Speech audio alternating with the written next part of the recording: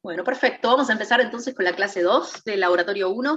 En la clase de hoy vamos a seguir viendo cosas que vimos la clase pasada, que tienen que ver con mediciones directas, y vamos a aplicar un poco lo que vamos a aprender hoy en la determinación del periodo de un péndulo. Bueno, un poco repasando lo que vimos la clase pasada, recuerden, ¿qué es lo que vimos? Nosotros tratamos de determinar la medición de distintos objetos, por un lado, y dijimos, en el criterio que utilizamos para lo que es el resultado de una medida y lo que es expresar una medida, el resultado va a ser siempre un intervalo de confianza, que si yo mido n veces y esas n veces mido un par de veces, y esos resultados se encuentran dentro de lo que es el error instrumental, el intervalo de confianza que representa el resultado de esa magnitud física está dado por el intervalo, que va desde el valor más representativo menos el sigma de apreciación. Recuerden, el sigma de apreciación estaba asociado con la resolución del instrumento, y el valor más representativo más el sigma de apreciación. Esos sí, mis resultados estaban dentro de ese intervalo, dentro de ese error instrumental. Y la expresión del resultado, o sea, cómo uno expresa el resultado para contárselo a alguien, estaba dado por esta ecuación. Si uno medía n veces y los resultados se encontraban fuera de lo que es el error instrumental, y se daba cuenta que tenía errores aleatorios, de tal forma de no poder dar un resultado de la forma expresada mediante el error instrumental, lo que hacía era generar lo que es la estadística de un resultado y poder reportar el resultado. En la clase pasada lo que vimos es mediante la expresión de la incerteza absoluta como el famoso S, la desviación estándar de los datos. Entonces decíamos que el resultado de la magnitud física, cuando esos datos se escapaban de lo que era el error instrumental, estaba dado por el intervalo de confianza de el valor más representativo menos la desviación estándar y el valor más representativo más la desviación estándar. Y la expresión del resultado estaba dado por la ecuación x medio más menos s, con sus unidades. Esta representación, digamos, esta expresión del resultado que tiene, va de la mano con el resultado mismo, que es el intervalo de confianza. Cuando uno ve el intervalo de confianza, uno se plantea el siguiente cuestionamiento, que es, ¿qué representa este intervalo de confianza? ¿Qué significa este intervalo de confianza? Uno dice, bueno, es el resultado, pero ¿qué significa en sí? En la clase de hoy vamos a hacernos tres preguntas importantes, y vamos a utilizar la determinación del péndulo para tratar de responderlas. Una es, ¿cómo van a depender los parámetros estadísticos? Cuando hablo de parámetros estadísticos digo valor más representativo, o S, o luego más adelante sigma estadístico, de N. Es decir, si modifico N, modifico el número de mediciones, ¿cómo varían el valor medio? ¿Cómo varía la desviación estándar? Etcétera. Uno puede, a medida que vaya yo avanzando con la clase, intuitivamente tener una idea. Lo van a ver en base a sus resultados, o por lo menos lo van a ver en la teoría y después van a verificarlo si les pasa a ustedes con sus resultados. Entonces, primer cuestionamiento, ¿cómo dependen los parámetros estadísticos de la modificación de N? Y también, ¿cómo depende la distribución de mis datos cuando modifico N? Luego, la segunda pregunta que vamos a tratar de discutir en esta clase y en base a sus resultados es, bueno, yo tengo el resultado, es un intervalo de confianza. ¿Con qué probabilidad, si vuelvo a medir, tomo una nueva medición, voy a encontrar esa medición X en este intervalo de confianza? ¿Qué significa eso? La clase pasada midieron 20 veces el pulso de un tiempo. Entonces, mi pregunta es, cuando reportaron que el intervalo de confianza, en realidad reportaron la expresión del resultado de esta manera, pero ustedes dijeron el resultado es el intervalo de confianza que va entre tanto y tanto. Bueno, la pregunta es, si mido una vez más, en vez de medir 20, ustedes agarran y miden una vez más ese pulso. ¿Con qué probabilidad el resultado de ese pulso se va a encontrar en este intervalo de confianza? Esa es la pregunta que nos hacemos cuando decimos que este es el resultado. Bueno, mido una vez más, ¿con qué probabilidad encuentro ese dato en este intervalo de confianza? ¿Va a ser seguro con el 100% lo encuentro ahí? No, justamente no, porque la estadística lo que hace es hacer aproximaciones. Entonces, para contar un 100%, yo no estaría haciendo todo este tema de ver el S, la desviación estándar, con la cuenta que nosotros hicimos, porque no abarca todos los puntos, abarca un cierto porcentaje de probabilidades. Bueno, eso lo vamos a ver ahora. Y por último, la última pregunta que nos vamos a hacer es, ¿Cuándo aparece sigma E? Que ya les dije, bueno, a veces usamos el S, otras veces el sigma E, ya vamos a ver cuándo lo usamos y cómo lo obtenemos. Entonces vamos a hablar un poco sobre la primera pregunta. Bueno, uno mide n medidas, toma n medidas de una magnitud física, como la clase pasada que tomamos 20. ¿Qué va a pasar con la distribución? Y cuando digo con la distribución, quiere decir qué forma va a tener mi histograma si empiezo a medir más. Lo primero que hay que tener en claro es que nosotros, adrede, les pusimos ecuaciones para que ustedes determinen tanto el S, bueno, en realidad en particular el S, porque todavía no vimos el sigma E, pero la ecuación que determina el desvío estándar está dado por una distribución que nosotros creíamos que ustedes iban a tener, que era una distribución de forma del estilo campana, y ahora la vamos a ver, obviamente. Entonces, ¿qué pasa cuando aumenta uno el número de mediciones?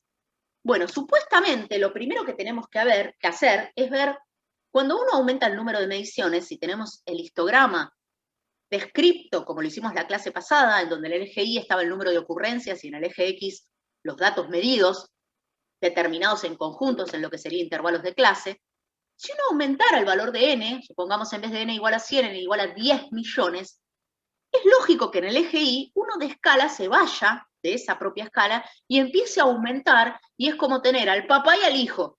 Entonces es muy difícil comparar histogramas cuando los histogramas no tienen la misma escala.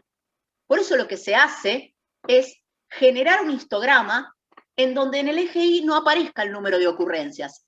El número de ocurrencias, recuerden que era la cantidad de veces que salió los datos que están en cada columna.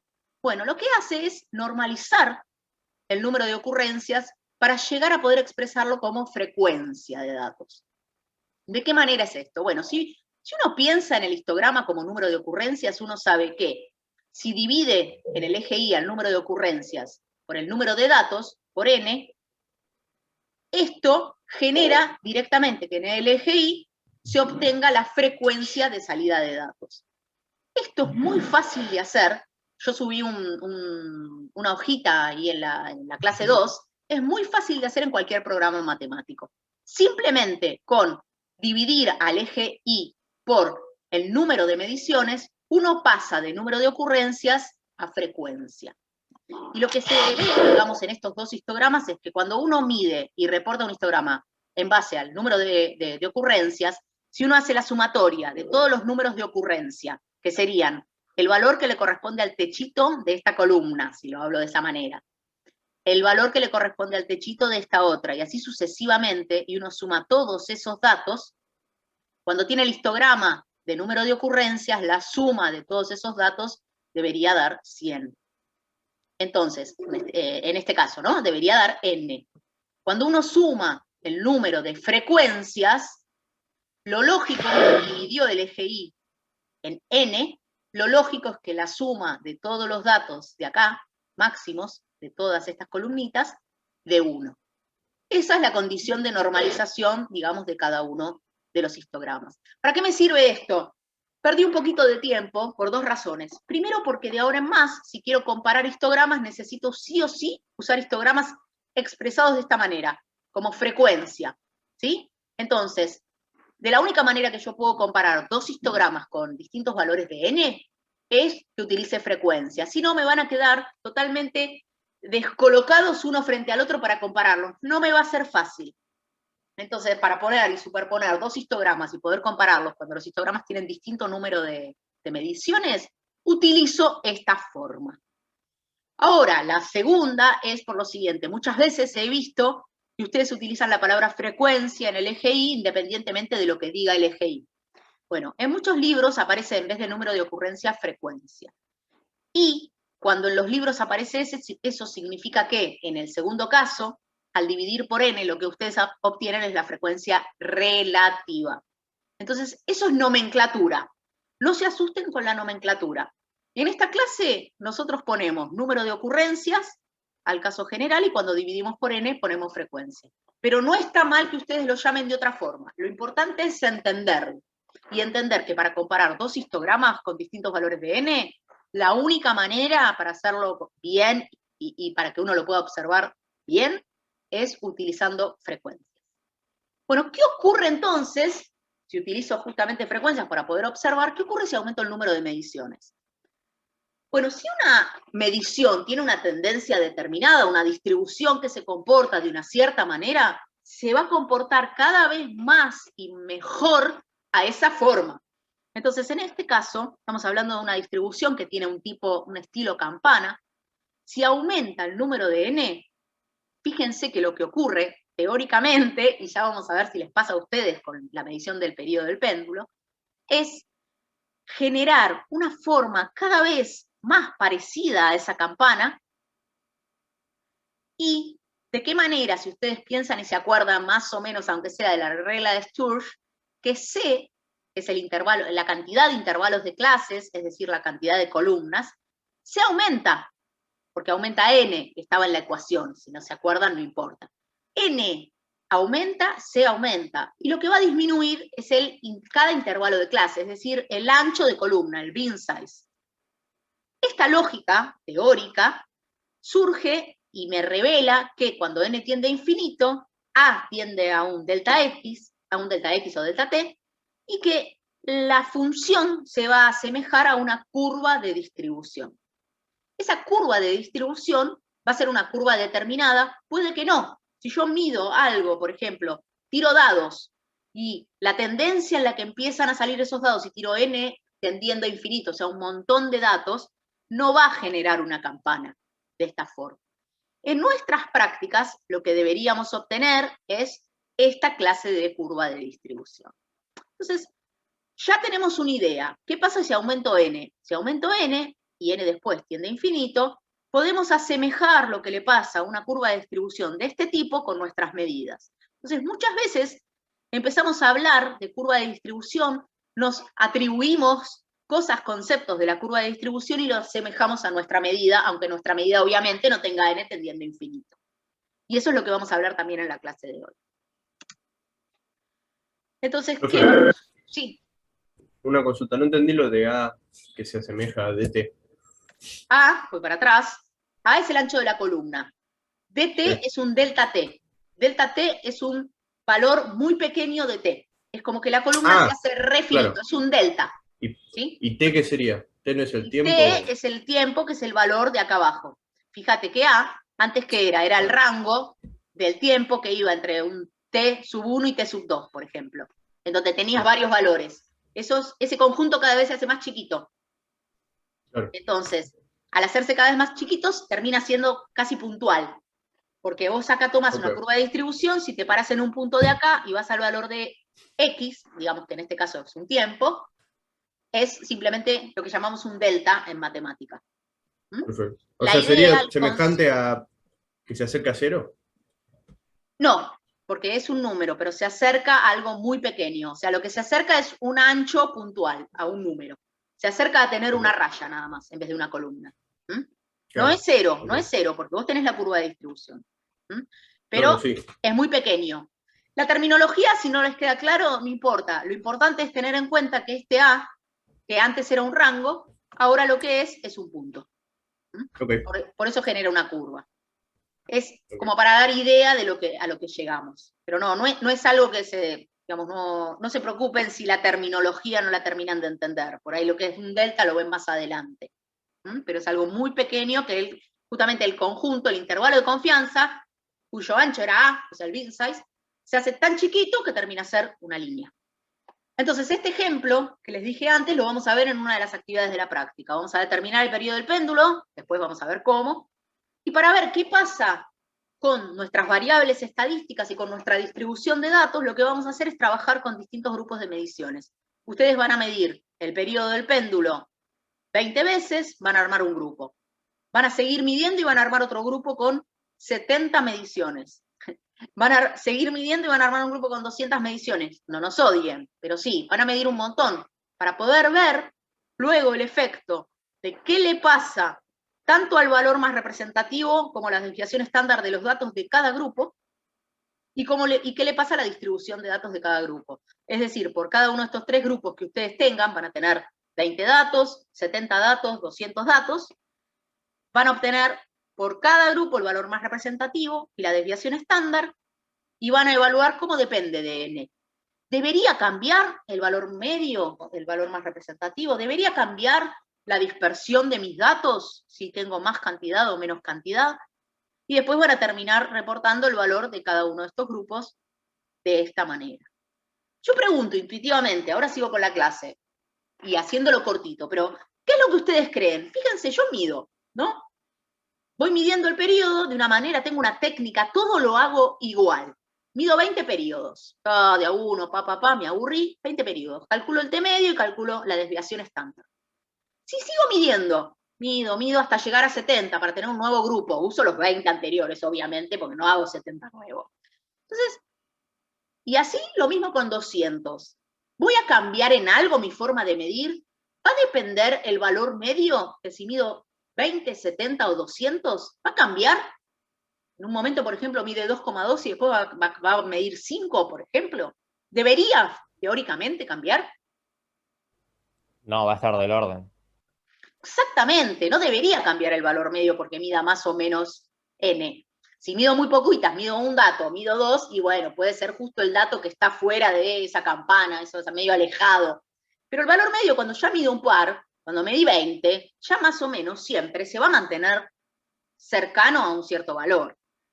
Y la desviación estándar no voy a responder, en realidad. Quiero que ustedes lo piensen antes de hacer las cuentas. Piensen si va a variar o no cómo yo sigo midiendo. Es decir, si mis datos, si la dispersión de mis datos, haciendo todo el experimento igual, siguiendo todo lo mismo, sin cambiar nada, con la misma concentración, sin estar dormida ni más despierta, si va a cambiar la dispersión de mis datos.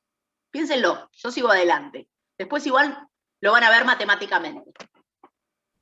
Consulta, porque la desviación estándar depende, o sea, está dentro de una raíz cuadrada y de un n, ¿no? Tiene un n dividiendo. Entonces, el n te lo hace más chico y la raíz más grande. Pero entonces, ¿eso a dónde tiende? ¿O tiene una tendencia clara? Piénsenlo físicamente. No vayan a la ecuación. Una vez que lo entienden físicamente, tratemos de entender la ecuación. Porque fíjate que vos estás hablando del denominador, que tiene una n, pero nunca miraste si en el numerador hay una n encubierta. La famosa n encubierta. Tenés un término de sumatorias. Entonces hay que tener cuidado. Pero primero piénsenlo físicamente. Piensen cómo uno haría la experiencia. Cuando la hagan, no quiero la respuesta ahora, ni que lo piensen ya, obviamente, pero les dejo como en la cabeza el toc, toc, toc, para que cuando hagan la experiencia, miren eso. Hasta ahora, lo que saben que van a hacer cuando hagan la experiencia es cuestionarse. Yo sé que esto lo voy a tener que saber, lo voy a tener que contestar. Me fijo, ¿qué pasa? ¿Estoy cambiando algo?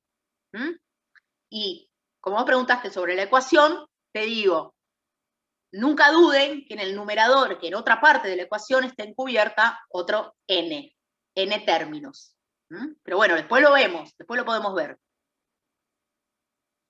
Bueno, continúo acá. Entonces, a lo que llegamos es, si n tiende a infinito, justamente es esta distribución. Este tipo de distribución va a ser la función distribución de probabilidades que nosotros utilicemos a lo largo de justamente del experimento de hoy y de la materia, que es una curva de distribución que vamos a conocer. Esta función es una función muy conocida, muchos la habrán escuchado nombrar, y la vamos a, bueno, la voy a nombrar y las vamos a explicar, y lo que vamos a tratar de hacer es, a partir de nuestros datos medidos, que sabemos y conocemos o podemos calcular el valor más representativo y la desviación de estos datos, vamos a tratar de hacer la analogía para n tendiendo a infinito. Es decir, para n tendiendo a infinito, sobre esta función que ahora vamos a conocer, ¿quién sería el valor más representativo en esta función y quién sería la desviación estándar en esta función? ¿Para qué me va a servir eso? Bueno, para contestar la segunda pregunta, que es ¿con qué probabilidad voy a encontrar un nuevo dato en mi medición? ¿De qué manera? Ahora la van a ver cuando avance un poquito sobre esto. Entonces, vamos a hablar de esta función. Esta función es la función de Gauss, no sé si alguna vez la vieron, es muy común que la gente hable, bueno, en medicina pasaba en una época, no sé actualmente, que la forma de evaluar los exámenes, de poner la nota, era a partir de una función de Gauss. Evaluaban sobre 100 todos los exámenes, partían de una función de Gauss y después determinaban qué porcentaje de gente se encontraba entre tanto y tanto. Y o al revés, yo, digamos, me parece que este porcentaje de gente debería aprobar, bueno, entre cuánto y cuánto es la nota que, digamos, utilizaban el concepto de función de Gauss. Nosotros vamos a utilizar el concepto de función de Gauss justamente por la clase de distribución que tenemos. Y la ecuación de Gauss, la función f de x, está dada por esta fórmula que coloqué aquí, donde tenemos un par de incógnitas, que son mu y sigma, y ya me habrán escuchado hablar de sigma, así como por esos flashes que nos pasan a los docentes, que terminamos siempre hablando después de sigma. Este sigma vamos a ver de qué se trata también, mu y sigma, y esta función tiene ciertas características que son, es una función con forma de campana, pero es simétrica alrededor de un valor medio. Ese valor medio, al ser simétrica la campana, ese valor medio o media es igual a la moda, que es igual también a la mediana, lo que vimos la clase pasada, o sea, si uno quisiera calcularlas, le daría lo mismo. Después tiene una asíntota horizontal. El área bajo la curva de esta función es 1, función normalizada, para que dé 1, si no estuviese normalizada no podría dar 1. Esto, digamos, igual que no los confunda. Y cuando evalúo la función en mu, fíjense, reemplazo mu en lugar de x, todo este término se hace 0, con lo cual f evaluada en mu, que es el valor de la función en el pico máximo, es 1 sobre sigma por raíz de 2pi. Estos son algunos datos de la función. Datos pintorescos. ¿Qué más tiene la función? Dos puntos de inflexión. Estos 2 puntos de inflexión nos van a interesar. Y tiene un ancho de campana. Entonces, lo primero que nos importa... Sí. ¿Que esa integral impropia te dé 1 es una condición o es una propiedad? No, es una propiedad, en realidad, si está normalizada, pero sí, la podemos llamar condición también porque lo que vos estás diciendo es que es una condición si está normalizada. Sí, puede ser como una condición dada la normalización. Si no está normalizada no va a dar 1. Lo que pasa es que, bueno, cuando vos la normalizás y haces la integral de esta ecuación normalizada, es lo que te da 1, con lo cual también es una propiedad de esa función, pero dada si está normalizada, digamos. ¿Sí? Okay. O sea, ustedes pueden ver que en algunos casos no les va a dar eso. Eso después se van a fijar por ahí. Nosotros no lo vamos a hacer, no vamos a hacer ese cálculo. Pero quizás cuando vean algunos gráficos y vean en el eje Y datos que no podría dar 1, van a decir, pero ¿cómo? Si me dijeron que, bueno, tiene que ver con la condición. Si uno ve esta función que es simétrica alrededor de mu, la analogía de lo que nosotros teníamos para datos finitos, donde teníamos un x medio para nuestros datos, bueno, la analogía con n tendiendo a infinito es que mu representa al valor medio de esta función y es la misma analogía que el x medio. Entonces, para nuestros datos finitos con n tendiendo a infinito, el x medio tiende a mu. ¿Qué más podemos saber de esta función? Que si nosotros, bueno, tenemos las ecuaciones que, repito, esta función matemática es una función que cuando uno tiene un programa matemático lo que suele hacer es aplicar la función sobre los datos, es decir, hacer un ajuste por la función. No suele determinar estos parámetros a partir de las ecuaciones. Por eso es que no las estoy explicando, las estoy siguiendo de largo. Lo que quiero es que entiendan qué representan los datos que le da el programa matemático cuando uno hace un ajuste por esta función. ¿Qué más tenemos? Esta función, el punto de inflexión, los 2 puntos de inflexión que les comenté, son relevantes a la hora de ¿qué? Bueno, otra característica que tiene la función es que el sigma de esta función está dado por la distancia que hay desde el punto mu, punto medio, hasta el punto de inflexión. Es decir, el valor desde mu hasta el punto de inflexión, acá en el eje X, va a valer sigma. Y esto es la analogía a la desviación estándar de mis datos cuando tengo n finitos en un histograma. Y también el sigma es la raíz cuadrada de la varianza, como siempre. Entonces el sigma de esta función es la dispersión de los datos alrededor de mu, de la media. Y aquí tenemos, bueno, unas propiedades más, ya vuelvo con eso, tenemos la analogía entonces de quién es x medio en mis datos finitos cuando hago el cálculo, quién es que para n tendiendo a infinito va a ser mu, y que en mis cálculos finitos, cuando calcule la desviación estándar, para lo que es la curva de distribución, va a ser lo mismo que el sigma. Por eso muchas veces uno dice, bueno, ¿cuál fue el sigma de tu distribución. Y en realidad uno dice, pero ¿cómo? Yo estoy hablando de desviaciones estándar. Bueno, porque repito, siempre son términos que uno quizás a veces mezcla porque está acostumbrado a decir sigma. Siempre dice sigma la desviación estándar. Por eso, digamos, por eso a veces se habla de la misma manera. Pero tengan en cuenta que las dos cosas una tiende a hacer la otra cuando n tiende a infinito. Y matemáticamente, cuando hablamos de S, hablamos de la sumatoria, digamos, de lo que son de la ecuación de la clase pasada, que ahora la voy a repetir, y cuando hablamos de X medio también. En cambio, cuando hablamos de mu y de sigma, hablamos de integrales. Estamos hablando de una función. Profe, Sí. no entendí la última diapositiva porque, o sea, vos estás diciendo que en todos los histogramas que analices infinitas medidas, la media va a ser igual a mu en todos los histogramas que hagas. No. Cuando la distribución de tus datos tiende a ser una distribución gaussiana, es decir, tus datos tienen una tendencia a ubicarse alrededor de un valor medio, ahí sí. ¿Qué pasa si vos jugás a los dados? Y decís, yo mido n veces un montón tus dados. Salen 1, 2, 3, 4, 5, 6. O sea, terminás teniendo una constante.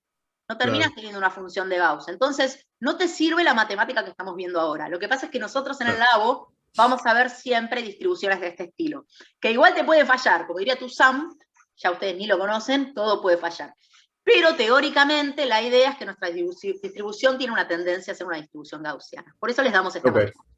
Bueno, me salté una diapositiva, voy para atrás un toquecito, simplemente es una diapositiva que sigue algunas características como para que intuitivamente ustedes, si ven curvas, se den cuenta de ciertas cosas. Supongamos que tenemos estos 3 ejemplos de gente que midió y les dio esto. Entonces, uno ve que a medida que el pico de la curva se corre hacia valores positivos de X, quiere decir que el mu, el valor medio, aumenta. Es algo lógico, ¿no? Porque el valor medio está justo en el medio de la función. Es decir, la azul va a tener un valor medio mayor. Pero lo que no es tan intuitivo, que ahora va a ser, espero, es que a medida que esa curva se va ensanchando, a pesar de que uno no mide el sigma como el ancho de campana, sino que lo mide como la distancia entre la media y el punto de inflexión, no importa, está relacionado. Si la distribución es más ancha, el sigma este va a ser mayor. Por eso, fíjense que el azul tiene mayor dispersión de datos. Quien midió la azul tuvo más datos dispersos que quien midió la roja. Un dato, digamos, pintoresco para evaluar a partir de lo que ve como gráficos. Profe, ¿te puedo hacer una pregunta? Sí. Con el tema este del ancho de la campana. Sí. Eso de medir la mitad, digamos, del ancho de la campana, ¿es tema de convención? Sí, claro, sí, todo esto es tema de convención. Porque nunca lo entendí, porque algunos miden el ancho entero y otros miden... No. ¿Cómo decís vos? Claro, depende para qué lo uses. El ancho de una campana puede ser directamente ese W que puse yo ahí. Es el ancho, es la distancia de un punto al otro de lo que sería a mitad de altura de la campana. El sigma no es el ancho de campana. Está relacionado porque si se ensancha la campana es lógico que va a ser mayor, pero el sigma está definido como la distancia desde la media hasta un punto de inflexión. Al ser simétrica es lo mismo que para el otro lado. ¿Sí? Está definido. ¿Y por qué está definido? Porque es la desviación de los datos. Si uno tomara el doble, estaría sumando 2 desviaciones. Entonces, uno reportaría el resultado de mala manera. No estaría reportando bien el resultado. Siempre el sigma es la medida que hay desde la media hasta un lado. Que después, eso es por la forma de reportar, que después uno lo reporta como más menos. Si yo lo calculo como el doble y lo reporto como más menos, lo estoy duplicando al doble. Y ahora vamos a contestarnos nuestra segunda pregunta, que era, bueno, yo medí la clase pasada 20 datos de ese tiempo, de ese periodo de tiempo, y digo, ¿qué pasa si mido un dato más? ¿Con qué probabilidad del dato se encuentra en el intervalo de confianza que fue mi resultado? Bueno, para eso, fíjense que lo que vamos a hacer es evaluar cuando n tiende a infinito, más allá de que nosotros no medimos n tendiendo a infinito. Nosotros supusimos que nuestra distribución tendía a ser una distribución gaussiana. Entonces, evaluando ¿cuál es la probabilidad de que un nuevo dato caiga dentro del intervalo de confianza mu menos sigma y mu más sigma? Vamos a obtener la respuesta.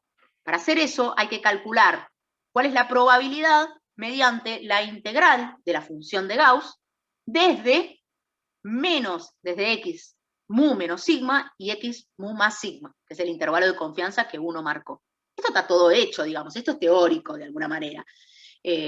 No de alguna manera, esto está, está totalmente descrito en todos los libros de estadística. Entonces, calculando esto, o sea, lo que voy es que ustedes no lo van a calcular, ¿no? Tienen que entenderlo y saber qué es lo que ocurre. Bueno, cuando uno dice y reporta que el intervalo de confianza les dio esto, lo que está diciendo es, calculando esta integral, que uno, cuando mide una vez más dentro de su experiencia, un dato más, un X más, la probabilidad de que ese dato se encuentre en el resultado que ustedes reportan es de aproximadamente 68%. Está acá. O sea que ustedes reportan un intervalo de confianza tal que un nuevo dato medido de esa experiencia va a encontrarse dentro de ese intervalo con un 68% de probabilidades. Es la convención que se hace para reportar un resultado. A veces uno puede reportar el resultado de diferente forma, no como mu menos sigma y mu más sigma, sino a veces puede evaluar de otra manera, y ya vuelvo al anterior, de otra manera, que es decir, bueno, ¿cuál va a ser la probabilidad de que si mido de nuevo, en realidad ese dato se encuentra entre mu menos 2 sigma y mu más 2 sigma, o mu menos 3 sigma y mu más 3 sigma? Estas son muchas formas de expresarlo, y fíjense que si yo evalúo entre mu menos 2 sigma y mu más 2 sigma, ya la probabilidad es muchísimo mayor. Es 95%, es una alta probabilidad de que mi nuevo valor se encuentre en ese nuevo intervalo de confianza. Bueno, si utilizo 3 sigmas, ya es muchísimo mayor. Fíjense, es 99,7 más o menos, o sea, casi todos los datos que mida los voy a encontrar entre mu menos 3 sigma y mu más 3 sigma. Entonces muchas veces uno evalúa y dice, bueno, los puntos que quedan afuera del mu menos 2 sigma y mu más 2 sigma son puntos que son poco probables que salgan. Entonces, cuando uno hace un experimento ya profesional, un científico en un laboratorio dice, voy a medir bien esto y lo voy a repetir, etcétera, etcétera, esos puntos trata de evaluarlos nuevamente para ver si son o no confiables. Y después vuelvo por este dato. Pero teniendo en cuenta esto, y yendo a lo anterior... Cuando decís medirlos nuevamente, ¿estás diciendo desecharlos? ¿O? No. Ah, bueno, cuando digo repetir el resultado, evaluarlos. Lo mido de nuevo, o sea, suponete que ese punto es el punto de justo del periodo cuando tenía esta longitud. Ponete, es un determinado punto. Bueno, lo mido de nuevo. Volvés a medir con esa longitud. Todo lo mismo, lo vuelvo a medir y digo, lo comparo.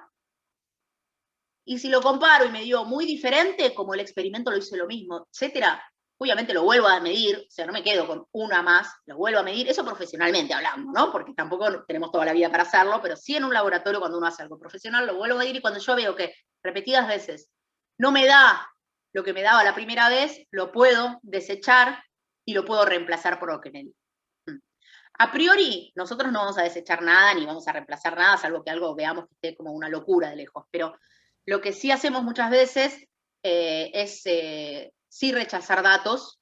No va a ser el caso del Labo 1 por ahora, pero sí podemos rechazar datos. Ahora no porque queremos ver esto, la verdad es que nosotros queremos ver los datos que se les alejaban a ustedes. Pero sí, digo eso, tal cual. Bueno, teniendo en cuenta los resultados que vamos a reportar, que es el resultado con más o menos la desviación estándar o más o menos el sigma, lo que vemos es la analogía de las fórmulas, en donde en realidad las que usamos la clase pasada fueron las de la izquierda, el X medio y el S, pero lo hicimos con un programa matemático también, que es lo que estamos haciendo y el Origin nos facilita todo esto. Y la forma entonces ahora de nuestra expresión de resultados significa que si uno vuelve a medir un dato más de esa serie de medición que hizo, de ese experimento, lo que implica es que ese nuevo dato se va a encontrar con alrededor de una probabilidad del 68% dentro del intervalo de confianza, X medio menos desviación estándar, X medio más desviación estándar, o bien, para n tendiendo a infinito, este intervalo de confianza. Esto es como el resumen de lo que vimos anteriormente. Y repito, todas estas cosas las vamos a ver a partir de lo que es, no el cálculo manual, sino lo que es la aplicación de lo que son los programas matemáticos, programas que utilizamos, como el Origin, y bueno, más adelante, seguro con el Python. Vamos a ver si podemos probar también esto con el Python. Entonces, Profe, tengo una pregunta. sí. El intervalo de confianza que nosotros, o sea, definimos como intervalo de confianza el que va de mu a menos sigma y de mu a más sigma, o podemos definir un intervalo de confianza más amplio. Podés definir un intervalo de confianza más amplio teniendo en cuenta cuál va a ser la probabilidad de encontrar un nuevo dato de ese intervalo, dentro de ese intervalo de confianza. Si vos asumís o te piden que vos tomes y expreses el resultado con un 95% de probabilidades, vas a tener que poner el resultado del intervalo de confianza como mu menos 2 sigma y mu más 2 sigma. Si a vos te piden que lo reportes con una confianza del 68%, ponés el anterior, y así sucesivamente. Si vos tenés que reportarlo sin que te lo pidan, lo que nosotros vamos siempre a hacer es reportarlo con un 68% de probabilidades. Es decir, lo que vamos a usar va a ser el intervalo de confianza que vos dijiste, el de más y menos un sigma. Pero depende de lo que te pregunten. Está perfecta tu pregunta. Hasta ahora lo que vimos... ¿Y pueden llegar a preguntar porcentajes entre medio de esos sigmas? No, porque vos tendrías que tener la función de Gauss, tendrías que tener, hacer la integral, etcétera. Tendrías que resolver, eso es aprender simplemente a hacer matemática. No. No, esto es conceptual. Okay. Por eso repito, a veces no se detengan tanto con algunas formulaciones hasta verlas bien, porque la parte matemática quizás a veces cuesta al principio porque son cosas nuevas, pero en realidad el concepto físico y el concepto estadístico es lo que es relevante a la hora de hacer el experimento. Fíjense que nosotros evaluamos cómo van a hacer un experimento y cómo van a reportar el resultado. Bueno, volviendo a esta parte, uno a veces no puede ver esto, ¿no? Y dice, y yo no sé, algún punto me dio por fuera, pero no sé si está muy por fuera. Lo que vamos a ver en las próximas clases, no hoy puntualmente, pero fíjense qué lindo, uno puede evaluar lo que son los residuos de una medición, y en este caso, fíjense un caso está medio borroso, es la frecuencia en función de la longitud, una medida de longitud tomada, donde alguien tomó la medida de longitud, esto se asemeja a una campana, pero no tanto, y hay un punto muy, muy extraviado. Y si uno puede graficar los valores de longitud que midió en función del número de datos, o sea, simplemente la longitud en función del número de datos, o sea, la longitud 1, la longitud 2, todos los datos que fueron midiendo van a estar, de acuerdo a lo que se ve un poco acá, alrededor de un valor medio, que es el ejemplo que yo les di cuando les propuse calcular, o mejor dicho, les expliqué cómo se calculaba la desviación estándar de los datos. Entonces, todos estos son datos puntuales de su experiencia, y todos están alrededor de una media. Esto quiere decir que esa distribución es gaussiana, porque todos están alrededor de una media. Y lo que veo también es que hay algunos puntos alejados. Este podría estar un poquito alejado, bueno, podría pertenecer quizás a la columnita esta de acá, pero este rojo justamente es el punto más alejado que pertenece a esta columnita de acá. Y este es un dato, un extranjero, podríamos decirle. Es un dato que uno podría decir si lo desecho, cuando me preguntaron, porque está muy alejado, no es solamente la colita de acá. Es un dato muy, muy alejado. Y fíjense cómo se ve acá también, sin necesidad de hacer esto. A veces, si ustedes la clase pasada hicieron el histograma, y muchos, que yo lo vi, vieron cosas como que en realidad una campana mucho no se asemejaba. La realidad es que uno quería que se asemejara, pero no era la realidad. Y uno decía, bueno, yo asumo que ahora no sabían en ese momento la información, pero asumo que es gaussiana. Entonces sigo y hago todas las cuentas matemáticas y todo con la función gaussiana. Bueno, si ustedes graficaran los tiempos en función de los 20 datos y vieran esto, a pesar de que en el histograma no veían algo tan claro, acá lo pueden ver bien. Porque acá lo verían alrededor de una media. Seguro que les da. No va a ser el ejercicio que hagamos hoy, lo vamos a hacer en otro momento, porque es mucha tarea. Pero fíjense que enriquecedor que hay muchas formas de ver qué clase de distribución uno puede tener. Si en realidad uno puede verificar mucho si la distribución es gaussiana o no, graficando los datos directamente. no haciendo el histograma, más allá de que les vamos a pedir hacer el histograma. Entonces, es una manera también de ver si la distribución es gaussiana, si justamente en el histograma muy bien no la vemos. Pero, perdón. Sí. Sí. Pero, o sea, dado ese dato residuo, no sería gaussiano. ¿O sí? Sí, sigue siendo gaussiana, porque que vos tengas algún dato fuera, digamos, de lo que es esta misma campana, no importa, porque eso te va a pasar. O sea, la distribución general es la que vos visualizás como campana. Esto es una distribución que tiende a ser una gaussiana, y se verifica con esto, porque más allá de que vos tengas puntos, de hecho los vas a ver a pesar de tener una gaussiana, puntos por fuera de esto, bastante alejados, te puede pasar que este punto hubiese estado mucho más alejado. Tu distribución seguía siendo gaussiana. Lo que haces es cuestionarte qué pasó con este punto, nada más, pero tu distribución no deja de ser gaussiana, ¿eh? De hecho, están todos los datos alrededor, la mayoría de los datos alrededor de un valor medio, que es lo que está indicando la función gaussiana, que la mayoría de tus datos estén alrededor de un valor medio. Bueno, seguimos con la última pregunta. La última pregunta, que implica mucha de la tarea de la clase de hoy, fíjense que ya evaluamos las otras dos cosas, o sea, vamos a tener ya las primeras dos actividades, que son muy similares a la clase pasada en cuanto a la matemática que usemos. O sea, que no se asusten, las primeras dos les va a salir así de taquito, pero bueno, tienen la experiencia que va a ser grande. Ya tenemos estas dos preguntas, ya pueden resolver toda la primera parte. Y vamos a resolver toda la otra mitad, que tiene que ver con cuándo aparece el error estadístico como sigma E. Acuérdense que hasta ahora estamos viendo que el error estadístico es la desviación de nuestros datos. Cuando uno tiene una experiencia dada, hace la experiencia, calcula el valor más representativo y dice, chan chan, acá está el resultado, el error absoluto, que llamábamos inicialmente, es el delta X famoso. Bueno, en el caso estadístico es la desviación de nuestros datos. Realicé una experiencia, tengo el valor más representativo y la desviación estándar como error estadístico. Entonces, ¿cuándo va a aparecer el error estadístico como el sigma E? Y también, bueno, ¿cuál va a ser la fórmula para poder obtenerlo? No se asusten con lo que viene, porque lo que viene es una explicación detallada para que ustedes entiendan cómo llegamos al sigma estadístico. Traten de seguirla, están los apuntes, hay ejemplos. Las demostraciones no las coloqué, obviamente, porque si no los vuelvo locos y no llegamos a hacer la experiencia. Entonces, todo lo que es demostración intermedia y matemática está puesto ahí también en la página, está la demostración de cómo se obtiene el famoso sigma E a partir de lo que voy a explicar acá. Así que no se asusten. Bueno, entonces vamos con eso. Vamos a ver cómo obtenemos sigma E y, en realidad, cuándo aparece. Bueno, hasta ahora siempre les hablé de una experiencia. Yo realizo una experiencia para determinar una magnitud física.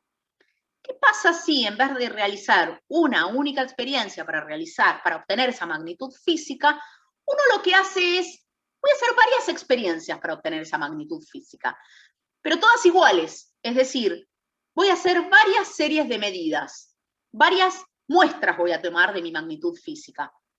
Para eso, la explicación se basa en la hipótesis de que uno tiene que tener un sistema armado, todo perfecto para medir, un instrumento, mantener siempre el sistema igual, mantener el mismo instrumento, mantener toda la metodología que se utilizó para una experiencia en el resto de las experiencias. Es decir, la experiencia que hice una vez, la repito, tal cual la repito.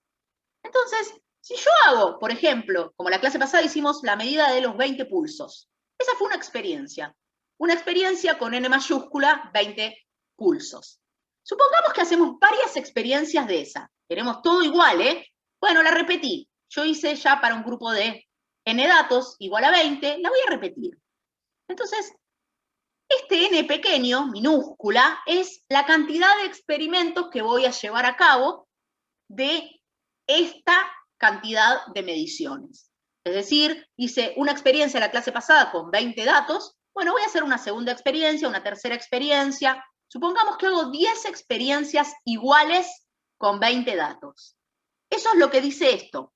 Hago N experiencias, cuando digo experiencias digo N muestras, tomo N muestras, con N medidas, N mayúscula, cada una. Esto, repito, son letras, para seguirme siempre doy los ejemplos.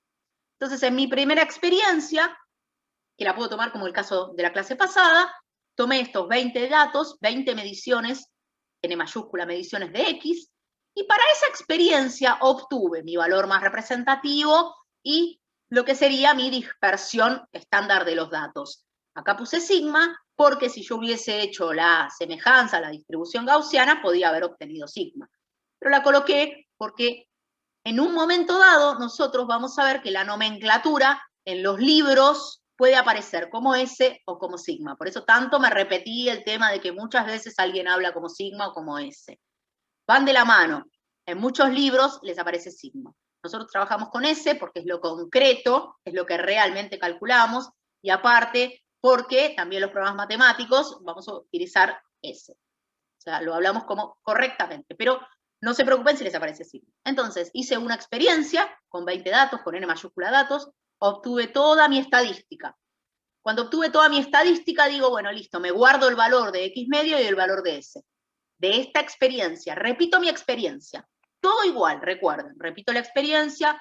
En mi segunda experiencia voy a volver a encontrar una distribución con 20 datos, donde voy a encontrar mi valor medio de esa nueva experiencia, el famoso X medio 2, y mi dispersión estándar de esa nueva experiencia, ese 2. Y así sucesivamente, hasta N minúscula experiencias. Supongamos que hice 10 experiencias. Entonces, para mi N minúscula experiencia, repito, hago todo el análisis, y voy a obtener también un valor medio para esa experiencia y un desvío estándar para esa experiencia. Entonces, espero no haberlos mareado con este ejemplo, pero ¿qué voy a obtener? Voy a obtener N experiencias con los parámetros de cada una de ellas.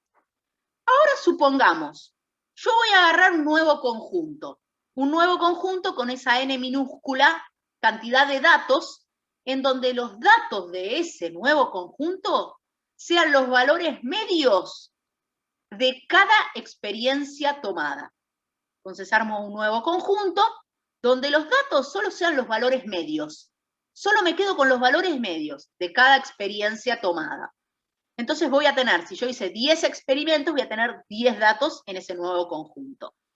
Entonces, si uno mira el nuevo conjunto, lo que va a ver es que todos los datos van a estar mucho más cerquita entre sí de lo que estaban los datos de cada experiencia por separado, porque los nuevos datos van a ser los valores medios de cada experiencia realizada. Entonces, ¿cómo se va a comportar y cuánto va a valer el valor medio de mi nuevo conjunto, el valor medio de mi nuevo conjunto que está dado por las medias de cada experiencia, que es lo que muchas veces se llama la media de las medias? ¿Y cuánto va a valer la dispersión estándar de mi nuevo conjunto? La dispersión estándar de todos estos valores medios. Si nosotros vemos el gráfico, antes de decirle cuánto vale cada cosa, digo, voy a graficarlos, los dos conjuntos. ¿Y qué dos conjuntos? Voy a graficar el conjunto, un ejemplo de una medida, un experimento, lo que está en celeste es una muestra tomada, o sea, un experimento hecho con N medidas. Supongamos el experimento de la clase pasada. Ese experimento de la clase pasada tiene un X medio y tiene una desviación estándar. Obviamente, el nuevo grupo, que van a ser los valores medios de cada uno de todos los experimentos repetidos, va a encontrarse valores mucho más cercanos entre sí y va a tener una pinta de función mucho más angosta. Fíjense, y es lógico, porque acá están todos los valores medios de cada uno de estos experimentos. Entonces, para evaluar la media o valor medio de este nuevo conjunto de N minúscula cantidad de medidas, simplemente hago la misma fórmula. Tomo si fueron 10 experiencias, 10 datos de este nuevo conjunto y calculo el valor medio. Entonces, el valor medio de las medias, si bien llego a la misma formulación, lo que tiene son la cantidad de valores acá dentro que voy sumando, que son los valores medios de cada experiencia. ¿Hasta ahora me siguen?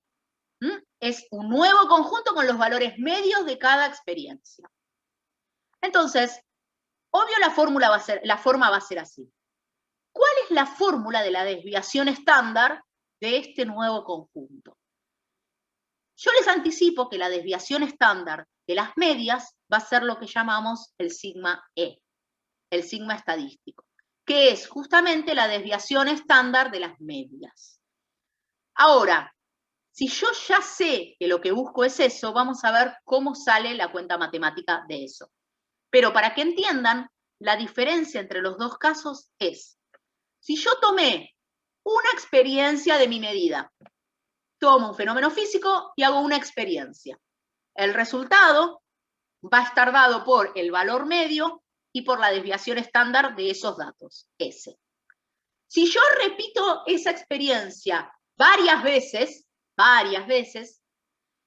y tomo un nuevo conjunto con los valores medios de cada una de esas experiencias, tomo un nuevo conjunto, para ese nuevo conjunto calculo el valor medio, la desviación estándar de ese nuevo conjunto va a estar dado por el sigma E, el error estadístico llamado sigma E. Esas son las dos diferencias de mis casos. ¿Cuándo uso S y cuándo uso sigma E? Uso S cuando hice una experiencia y cuando calculé mis parámetros.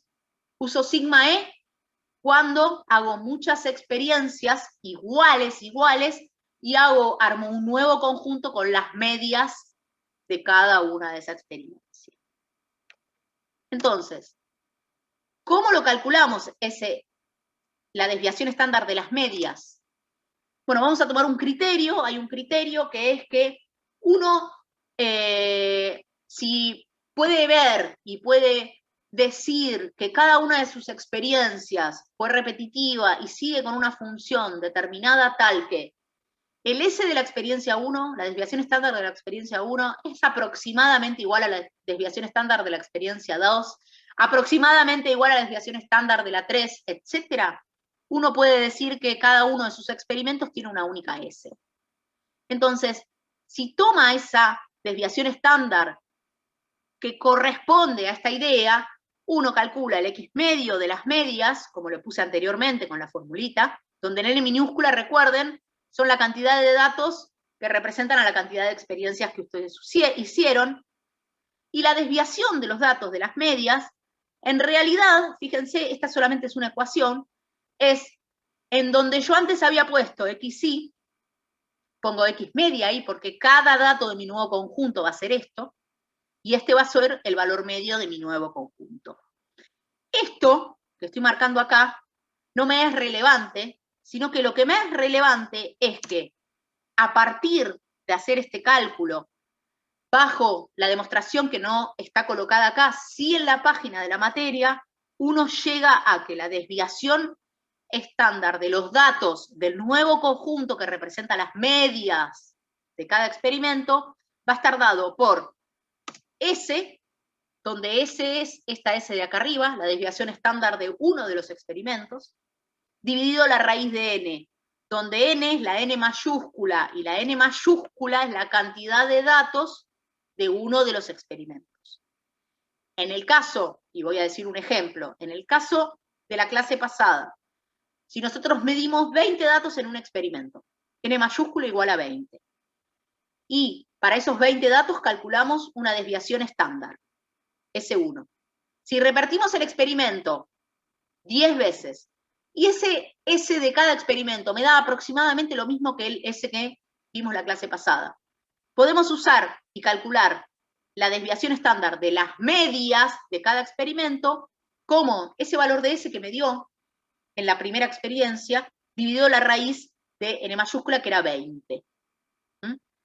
Esto, que parece como un trabalenguas porque hay muchas letras en el medio, puse un ejemplo, tal cual lo que estoy contando y repetí 1000 veces, pobre, para algunos se están aburriendo, para otros por ahí está bueno repetirlo. Puse un ejemplo numérico para que ustedes lo vean también en la página, para que vean quién es N minúscula, quién es N mayúscula, en un experimento como el que hicieron la clase pasada. Entonces, a partir de estas dos fórmulas, nosotros ya sabemos que si vamos a medir varias veces el mismo experimento, la forma de reportarlo, y ya vuelvo a esta, es la expresión, el intervalo de confianza que va desde el valor medio de las medias de cada experimento, menos el sigma E, y el valor medio más el sigma E. ¿Y qué significa esta forma de reportarlo? Bueno, si uno, acuérdense que la forma de reportarlo para un experimento era esta. ¿Y qué significaba? Significaba que para un dado experimento tomé 20 medidas de la magnitud física, lo reporto de esta forma, de la clase pasada. Si mido una vez más el número 21, la probabilidad de encontrar ese dato dentro de este intervalo de confianza era de alrededor de un 68%. Bueno, en este caso, si yo hice 10 experimentos, la forma de reportarlo, el nuevo conjunto con esos 10 experimentos, con las medias de esos 10 experimentos, es esta. ¿Y qué significa? Que si yo vuelvo a hacer un nuevo experimento y le calculo el valor medio, ese dato se va a encontrar con una probabilidad de aproximadamente el 68% dentro de este intervalo de confianza. Es decir, que en el primer caso mido una vez, hago una sola serie, una sola experiencia con n datos, o sea, medí una sola experiencia con varios datos. Si mido un dato más, va en el conjunto de S. Ahora, si repetí varias veces la experiencia, siempre igual y con la misma cantidad de medidas cada una, y calculo y agarro las medias de cada experiencia y armo un nuevo conjunto, el resultado del nuevo conjunto va a estar dado por esto, y para poder evaluar y ver de qué se trata este porcentaje de probabilidades, yo no puedo medir una vez más, tomar un dato, no, tengo que tomar una serie de datos, hacer una nueva experiencia, calcularle el X medio, y ese X medio decir, bueno, este X medio tiene una probabilidad de alrededor del 68% de encontrarse en este intervalo. ¿Por qué un X medio y no un valor único? Porque este conjunto está dado todo por valores X medio. Entonces, si no, estaría relacionando cualquier cosa. Y lo mismo con el 95% y el 99%. Repito, estas diapositivas son muy reiterativas, pero por ahí sellan los conceptos. Entonces, ¿hago un experimento? Bueno, la probabilidad de encontrar una nueva medida en el intervalo valor más representativo menos S, valor más representativo más S, es de alrededor de un 68%. Donde el X media, cuando es un caso fácil, porque ya lo hicimos, es esta formulita y el S es esta formulita. Ahora, si yo tomo varios experimentos, que es lo que van a hacer ustedes, porque ustedes en la práctica van a evaluar con el péndulo, les vamos a hacer medir varias veces la experiencia y vamos a hacer que ustedes evalúen por cada conjunto de 20 datos, saquen el valor medio, el S, etc. Si toman varios experimentos, lo que van a obtener es que la media de cada experimento se va a calcular de esta manera, donde el n chiquiteca es la cantidad de experimentos que realizaron, y el sigma E, que es lo que van a reportar, se va a calcular con esta formulita. S sobre la raíz de E. Por último, la expresión, como les dije, el resultado, mejor dicho, va a ser, en ese caso, el X medio menos el sigma E, y el X medio más el sigma E. Y si volvieran a hacer una nueva experiencia, ¿qué es lo que significa? No lo van a hacer, pero si volvieran a hacer una nueva experiencia, lo que significa es que el valor medio de esa nueva experiencia tendría una probabilidad de alrededor del 68% de encontrarse dentro de este intervalo de confianza. ¿Entienden? Es todo lo mismo, pero lo que cambia es si hago una experiencia o si utilizo los promedios de varias experiencias. Esa es la diferencia. ¿Puedo hacer una consulta de la diapositiva anterior? Sí, voy a la anterior aparte para que ustedes no se confundan con esa, porque ahí está el what. Decime. Sí, el S de las medias, digamos.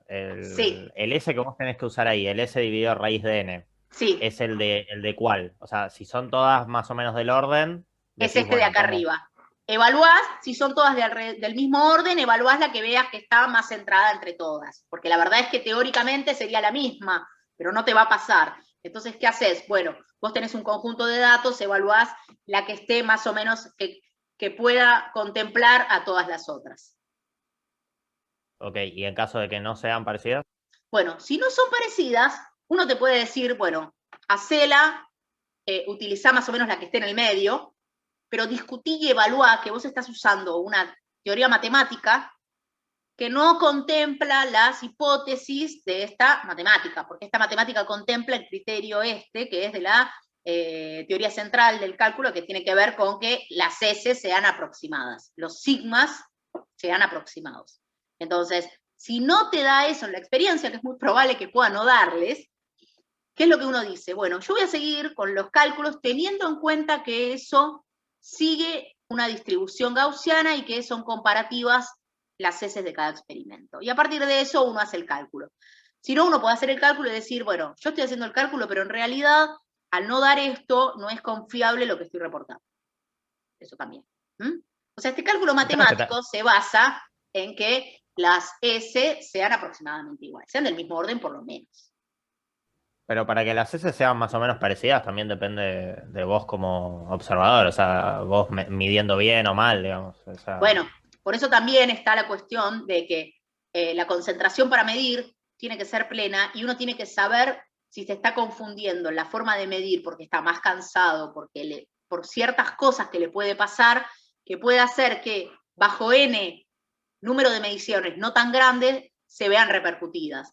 Porque fíjense que cuando uno mide, tiene obviamente esa incerteza que genera esa desviación de datos, pero cuando N aumenta, uno tiende, y ya les estoy dando la respuesta a la pregunta que tanto dije que no quería darles, uno tiende a medir siempre igual. Es lo más común. Y si se le va una, uy, se me fue una. Pero dentro de un N mayor, un N grande, lo que va a ver es que la distribución sigue siendo de la misma manera. Entonces ese valor de S, cuando uno lo compara, muchas veces se van a dar cuenta que el número de mediciones fue suficientemente grande como que para que sean comparables, que no sea cualquier cosa una de otra. Ahora, es cierto que me puede pasar, uy, estos datos que me di, quizás si son pocos, y sí, porque si son pocos, fíjense que uno puede distribuir sus datos alrededor de la media, pero que no sean visibles. La clase pasada, de hecho, yo vi histogramas que pasó eso. Les puede pasar. La verdad es que son cosas que dependen no solo de la experiencia, sino que dependen de uno. Ahora, lo que van a ver al principio justamente es en esta experiencia, es si yo aumento N, y bueno, ¿cuándo empiezo a ver una distribución gaussiana? Una distribución más o menos que se parece a una campana. Y bueno, a partir de esos datos, esos grupos podrían darse que ese sea semejante. Pero sí, a la respuesta tuya es, ¿te puede pasar? Sí, todo puede pasar. Tal cual. La idea es que esto se evalúa bajo la hipótesis de que las S se conserven aproximadamente igual. Profe, igual o sea, hay una diapositiva que, bueno, a mí me parece como página 24, donde vos das una fórmula para sigma E, digamos, o sí, S de las medias. Acá está. Sí, pero hay otra que tiene una raíz y una sumatoria adentro, que sería como la... Sí. Como Eso, el S, pero esa es la que se aplicado usa a las medias. para llegar, con esto Esa uno parte, ahí. sí, ahora te lo explico, y te lo explico a partir de la analogía de esto. Con esto uno parte y ves los desarrollos que uno hace matemáticos para llegar a esto. La nomenclatura, lo que te está indicando es que la desviación estándar de este nuevo conjunto, que llamamos S sub media de medias, es el sigma E. Si yo expreso la desviación estándar de este nuevo conjunto matemáticamente, como siempre expresé la desviación estándar, como acá expresé la desviación estándar de la clase pasada, es la misma. Lo que cambian son las figuritas en el medio. ¿Qué cambian? Cambia el número de mediciones. Ahora la cantidad de mediciones de datos que tengo son n minúscula, y lo que cambia arriba simplemente es que antes, en una experiencia, cada dato era xi. El x1, el x2, el x3. Ahora, cada dato de tu nuevo conjunto va a ser la media. X medio 1, X medio 2, porque era la media de cada experimento. Y lo que antes era el X medio, antes era cada dato respecto del X medio, ahora va a ser el X medio de esta.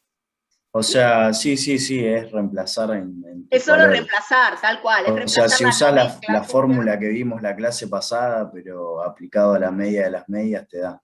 Exactamente, tal cual. Pero vos ahí no podrías sacar, o sea, con esa ecuación, independientemente del SS, perfecto. ¿O no? Exactamente. Vos podés calcular a partir de esta ecuación exactamente la desviación de tus datos, este sigma E. Lo que pasa es que nosotros no vamos a hacer eso, porque si uno quisiera hacer todas estas cuentas, tendría que perder mucho tiempo realmente. Uno lo puede hacer tranquilamente. Entonces, lo que nosotros vamos a hacer es, bueno, muchas veces sí, en realidad, porque si un programa matemático te la da, ya está.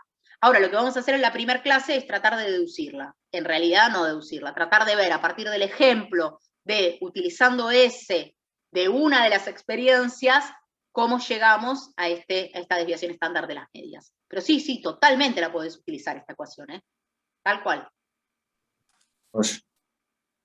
Profe, Sí. yo algo que vi que no sé si hablaste sobre eso, pero me llamó la atención era que, o sea, que vi en un gráfico que la desviación estándar de una cantidad de mediciones es igual a la distancia del punto medio hacia el punto de inflexión, ¿puede ser? El sigma es el valor de lo que sería la distancia, pero hablando siempre en el eje X, desde la media hasta el punto de inflexión. Eso en la distribución gaussiana, sí, cuando la distribución es simétrica. ¿Y eso es igual a la desviación estándar?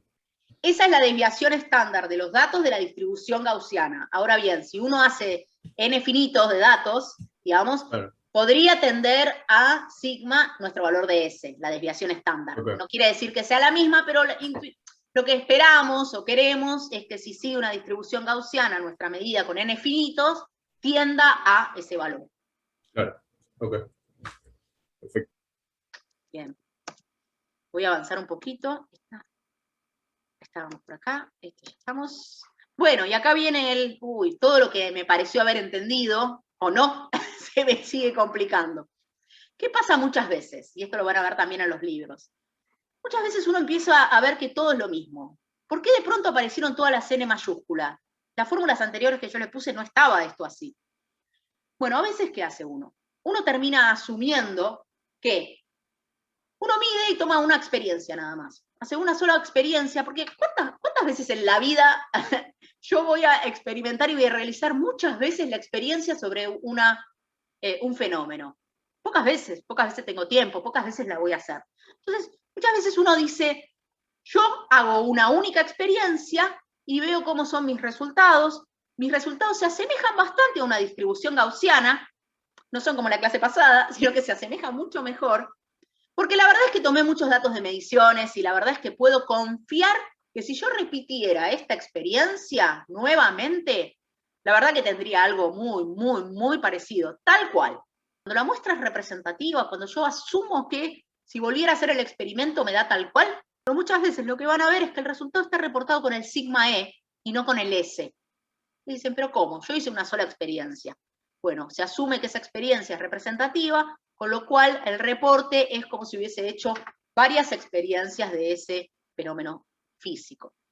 Y lo que hace es el cálculo, sencillamente, con el X medio de esa cantidad de datos, pongamos, tomé n igual a 1000 datos, y calcula el sigma estadístico, el error estadístico, como la desviación estándar de esos datos dividido la raíz de esos datos. Esta es una expresión que comúnmente puedan observar. Por ahora, simplemente sepan que existe y después vemos si en algún momento nos surge. Pero toda la idea y la matemática que vamos a usar y todo lo que es la experiencia que vamos a hacer hoy va a ser a partir de todo esto. Vamos a hacer una primera experiencia donde ustedes utilicen esta primera parte y una segunda experiencia donde utilicen esta segunda parte. Está todo en la guía redetallado. La guía es larga porque hay tanto detalle que se hace larga. Pero bueno, tienen siempre la herramienta ahí. Así que van a ver que paso a paso, cuando empiecen a hacer las cosas, lo van a ir entendiendo mejor. Consulta. Sí, si ahora vienen un poco las consultas y vamos a seguir con la experiencia. Sí. Ah, perdón, ¿querés que...? No, consúltame. Ah, ok. O sea, vos decís que si tomás una serie de medidas, por ejemplo, de lo que dijiste de las edades, vos podés agarrar el sigma estadístico como representante. Ahora, el sigma estadístico es siempre menor que el sigma, el S, digamos. Entonces, sí. Sí. No, está bien. Veo tu objeción, no sé. No, mi objeción era que depende de la muestra que tengas, ¿no? Si vos tomás el grupo de edades, como decís vos, si vos tomás un montón de datos, esos datos de edades tiene que ser representativo a lo que quieras reportar. Es decir, si vos estás diciendo cuál es el promedio de edades, por ejemplo, por decirte algo, ¿no? De lo que es la Argentina, bueno, tenés que evaluar un dato grande, N, para que sea representativo en todas las provincias, etc. Lo que podés no hacer es que vos hagas un experimento por cada caso y después usar las medias y etc. Lo que podés hacer es tomar un número muy grande de representantes en todo el país y de ahí hacer el cálculo. Y sí, ese sigma E va a ser menor a la desviación de tus datos. ¿Pero por qué? Porque estás asumiendo que vos, si hicieras nuevamente un experimento bajo esas condiciones, te daría similar. Entonces, ¿para qué vas a hacer el nuevo experimento? Lo podés asumir, siempre y cuando realmente tu muestra sea representativa. Para un caso de medir el periodo del tiempo, el tiempo de ese intervalo, de ese pip-pip que vimos la clase pasada, si ustedes me dicen, yo con N pienso que es representativo y yo veo el histograma que vi, digo, bueno, no es representativa. O sea, porque es real que estarían equivocándose al hacer el error estadístico para esa serie de medidas. Entonces, depende de la clase de medidas, pero sí, es válido. Y sí, es menor, pero sería lo mismo que si uno calculara, hiciera 10 experimentos o 1000 experimentos de eso, si en realidad yo hice un experimento muy grande y representativo, un experimento poblacional, lo puedo usar.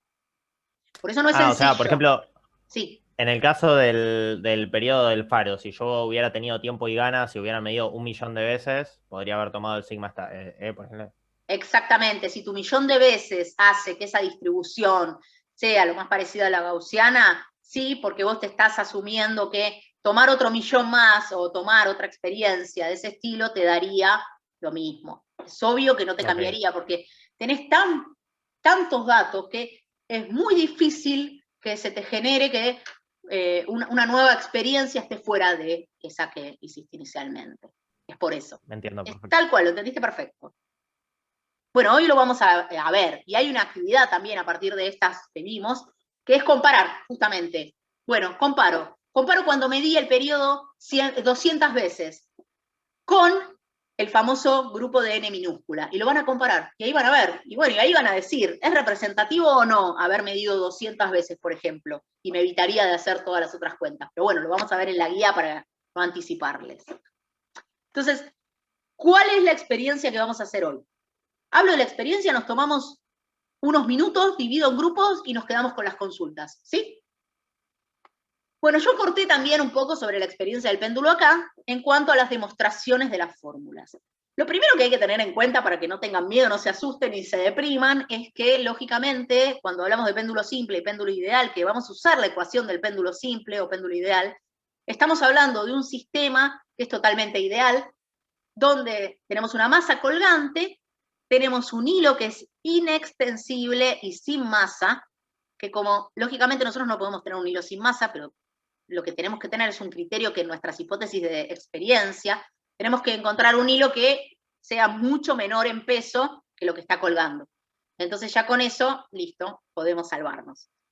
Y lo que tenemos que tener en cuenta es que el hilo que hayan encontrado no sea algo extensible. A veces uno dice, bueno, agarro un cable, y quizás un cable tiene una cierta extensión que no se dan cuenta porque la masa no pesa mucho y les puede perjudicar a este estudio.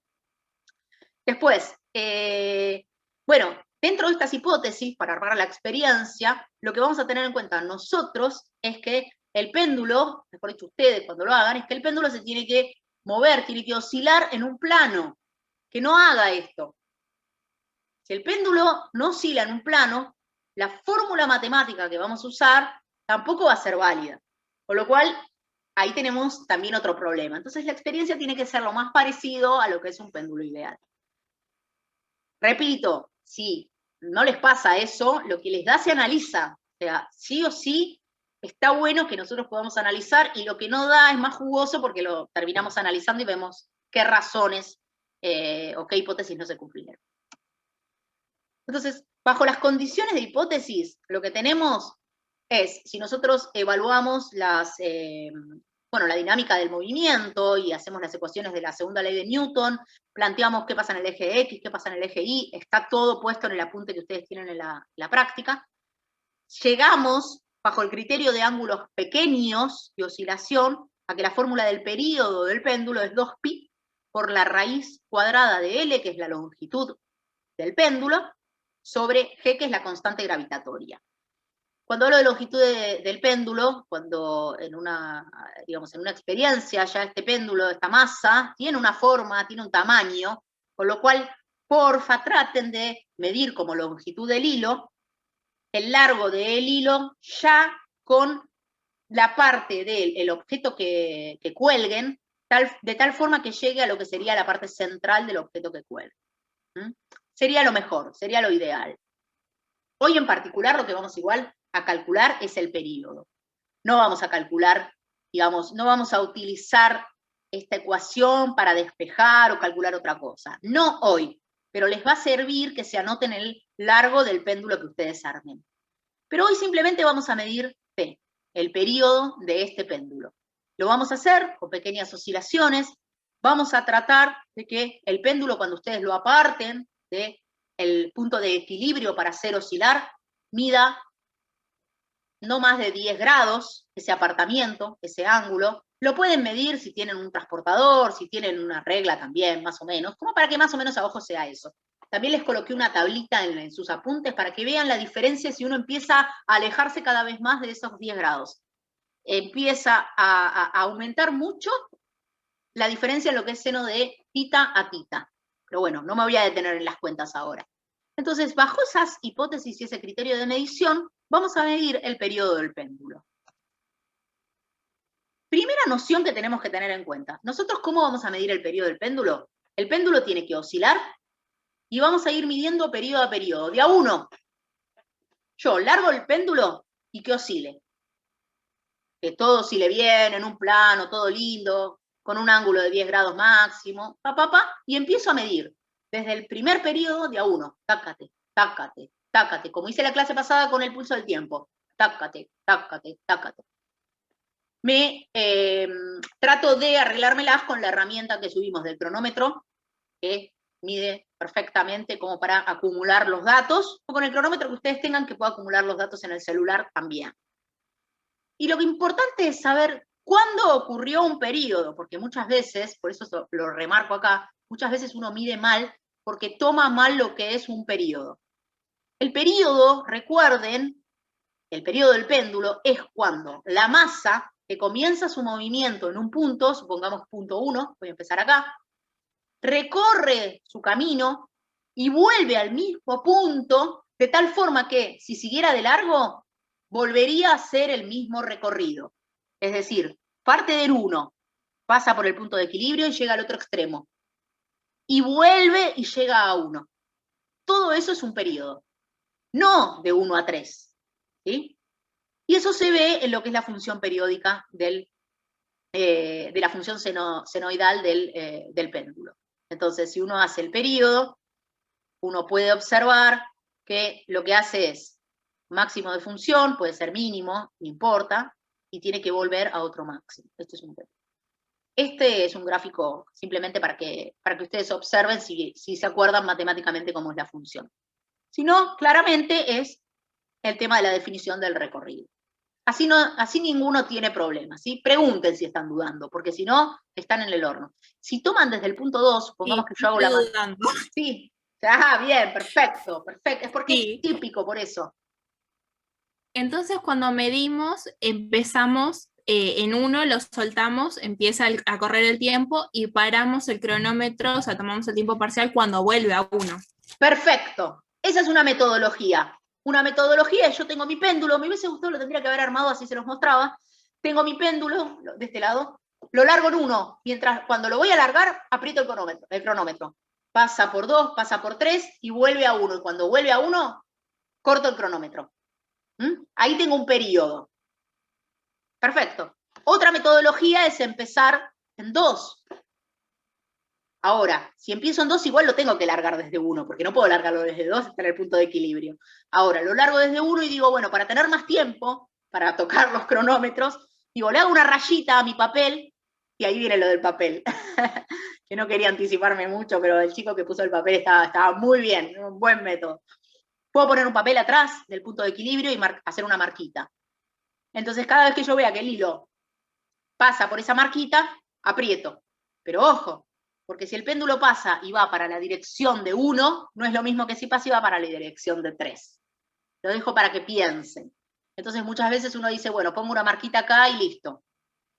Aunque a veces puede no llegar al mismo punto, porque hay efectos que tienen que ver justamente con el rozamiento con el aire, se aproxima bastante y debería aproximarse bastante, porque si el péndulo empieza a frenar, estoy midiendo mal. Entonces, ¿por qué nosotros le pedimos en la guía, acá avanzo, bueno, esto es un video, ahí está. Ese péndulo está muy lindo, porque tiene una masa que, digamos, les dio tiempo para medir, el hilo está tenso, el hilo no tiene que, eso es muy importante también, el hilo no tiene que empezar como a tambalear así, porque eso estaría midiendo mal. Bueno, fue un ejemplo nomás. Pero por eso nosotros le pedimos esto. Nosotros le pedimos que ustedes trabajen, en la guía está más detallado, repito, con n igual a 20 datos. Lo más probable que el péndulo de ustedes, pero lo tienen que observar, es primero evalúen n igual a 20. Lo dejan correr y calculan 20 periodos de A1, repito, de A1, no midan 20 de una. ¿Por qué no mido 20 de una? Si mido 20 de una, ¿qué tengo que hacer para obtener el periodo? Dividir al valor que me dio total por 20, ¿no? Yo pregunto, si hicieran esa experiencia, dicen, bueno, yo lo largo, mido, que pase, cuento, ¿no? No me confunda, tomo un valor de tiempo y lo divido por 20. Y ya tengo el periodo, un periodo. ¿Por qué esa experiencia no sería acorde a la clase de hoy y a lo que sería la temática que estamos viendo en el laboratorio? Porque estaría influyendo demasiado, porque no es un péndulo ideal, entonces va perdiendo energía a medida que va periodiando, no, a medida que se va moviendo. Que se va moviendo. Va perdiendo energía, o sea, no es que nunca regrese en realidad al punto 1. Pero si vos midieras de A1 te pasaría lo mismo, sin pararlo. Yo digo, lo dejo. Sí, pero si lo dejas 20 veces o 200 veces, cada vez va más lento. Eso sí. Más te frena el aire. Yo me aseguro, perfecto, por eso, lo primero que me tengo que asegurar es que no pase eso. Ustedes se van a dar cuenta que no vas a pasar al toque. Si tienen una masa importante, con esta pelotita, por ejemplo, pudieron hacer 20, 30, y la verdad es que no se notaba para nada esa influencia del aire. Supongamos que no se está notando. ¿Por qué nosotros les decimos, en la clase de hoy ustedes van a hacer de A1, y por qué si ustedes quisieran hacer las 20 seguidas y dividir por 20, yo les diría, ustedes están fuera de la temática de la clase de hoy? ¿Por qué? ¿En qué se diferencia la metodología? Perfecto. Perfecto, Franco. La diferencia simplemente está en la maldad nuestra, en que la otra medición es una medición indirecta, aunque sea mucho más práctico para ustedes, y esto es poder hacer una experiencia de mediciones directas, nada más. Entonces, lo que les vamos a pedir, que es importante, es que ustedes van a tener que medir 20 veces. Evalúen si se frenó o algo con esos 20 datos. Es muy probable que no, pero evalúen, miren los datos. Si ven que empieza a disminuir un montón, es que algo pasó. Y midan menos. Para terminar midiendo 200 datos, no lo tiren una vez y midan los 200 porque es obvio que se va a frenar. Hagan grupos en el sentido de, bueno, lo tiro, yo sé que con 30 no se frenó, mido 30. Los paso, lo largo de nuevo, siempre en el mismo punto, lo tengo que hacer todo exactamente igual. Lo largo de nuevo, mido otras 30 y las anoto y las voy sumando. Lo que voy a evaluar es un conjunto de 200 datos, ¿sí? Aunque lo haga en distintos momentos, lo sumo como un único grupo. Entonces, vamos a trabajar con estos 3 grupos y van a hacer esto que primero les conté, la primera parte de la clase. ¿Qué van a hacer después con la actividad? Ya una vez que hagan toda la primera actividad, recuerden, son 2 clases para hacer todo esto. Todo esto, y hay 2 actividades más que hoy no las conté acá, que también las vamos a sumar la clase que viene. Pero digo, para que no se preocupen, tienen tiempo. Con el grupo de n igual a 200, vamos a trabajar ese famoso, es como hacer varias experiencias. Bueno, con este grupo vamos a hacer como una especie de simulación de que hicimos 10 experiencias. donde las 10 experiencias tenían 20 datos. Entonces, ¿qué vamos a hacer? Con estos 200 datos vamos a dividir de cada 20 mediciones y vamos a armar 10 grupos. Entonces armo 10 grupos nuevos, simulo que medí 10 experiencias con 20 datos. Entonces, cuando simulo eso, lo que hago es, primero evalúo el valor medio y el desvío estándar de cada grupo, y miro, y acá es lo que decían, que me dará lo mismo, no me dará lo mismo. Comparo las desviaciones estándar de cada grupito. ¿Se cumple esto? Que es aproximadamente, digo, cuando digo aproximadamente igual está dentro, es 3 veces más, si más o menos están dentro del mismo orden, ninguna es 3 veces más que la otra, hasta el doble, más o menos podría decir, considerarla así, bueno, lo tengo que discutir, tengo que evaluarlo. Cuando evalúo esto, lo que hago es, bueno, asumo que sí y trabajo con este nuevo experimento, con este nuevo conjunto de datos. El conjunto de datos que voy a tener 10 datos de los valores medios de cada uno de estos grupitos. Cuando trabajo con este conjunto de datos, asumo entonces que estoy evaluando 10 experimentos distintos, hago la matemática que les expliqué en la segunda etapa. Y reporto el resultado de T para este nuevo subconjunto de esta manera. Donde la desviación estándar de las medias va a ser ese famoso sigma estadístico, es decir, esta cuentita. Pero esto, como me decía uno de los chicos, entonces, ¿cómo lo calculo? Esto automáticamente se los va a dar el programa. Entonces, justamente cuando les dé este programa, si teóricamente sabemos que esto tendría que ser lo mismo que esto, para este grupo de mediciones, bueno, lo comparo. Pero es comparar lo que me dio cuando hice este subgrupo, la desviación de los datos de este subgrupo, con lo que me hubiese dado si yo lo calculaba mediante esta fórmula. Con el S que yo había calculado de n en la actividad 2, y con el n, que son 200. La actividad 4 es asumir cosas. Justamente es asumir, bueno, n igual a 200, si yo asumo que es una cantidad de mediciones dada que puede representar a la población, bueno, voy a calcular y voy a evaluar y reportar el valor de t del periodo de todo mi experimento con los datos de n igual a 200, de esta manera, tal que el delta t va a ser mi error estadístico. Y se va a calcular como el S de los 200, ya lo voy a tener calculado de acá arriba, entonces solo me queda reportarlo.